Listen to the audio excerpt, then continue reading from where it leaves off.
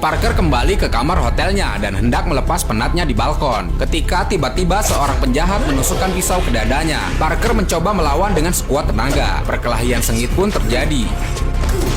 Parker mencekik leher penjahat pakai kabel lampu, namun penjahat itu masih bisa lepas dari jeratan Parker. Parker pun dihempaskan ke kaca. Parker yang sudah berlumuran darah makin tersudut. Dia dihajar habis-habisan oleh penjahat itu.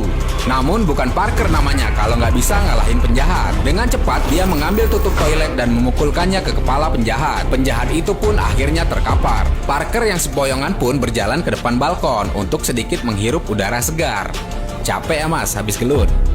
Tapi pas Parker mau ngambil pisau, penjahat itu malah muncul lagi guys dan membekap Parker dari belakang.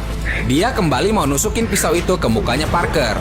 Namun Parker mencoba menahannya. Parker lalu merelakan tangannya tertusuk pisau dan dengan cepat Parker berlari ke arah balkon lalu menjatuhkan penjahat itu.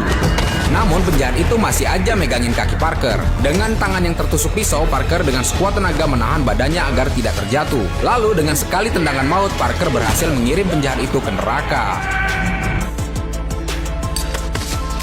Keesokan harinya, si Mbak Agen bangun dari tidurnya. Dia kayaknya masih ngantuk berat nih guys. Dan harus bangun karena ada orang yang mengetuk pintu rumahnya. Pas dibuka, ternyata polisi dong yang dateng.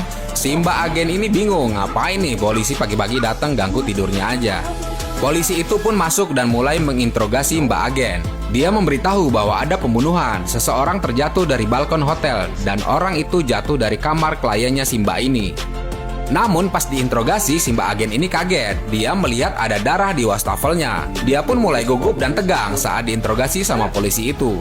Namun tiba-tiba anjingnya keluar dengan kaki penuh bercak darah. Dia pun mencoba mengalihkan perhatian polisi itu dan mengepel lantainya. Betapa terkejutnya dia pas ngelihat di belakang rumahnya ada Parker yang lagi duduk dan berlumuran darah. Agen ini pun mengatakan bahwa dia akan memberitahukan jika dia melihat Parker dan mempersilahkan polisi itu keluar. Setelah polisi keluar, si Mbak Agen kemudian kembali menemui Parker yang terluka dan berlumuran darah. Dia panik. Namun Parker nyuruh si Mbak Agen ini nelpon seseorang untuk mengobati dirinya. Apa yang akan terjadi pada Parker? Saksikan next part ya guys.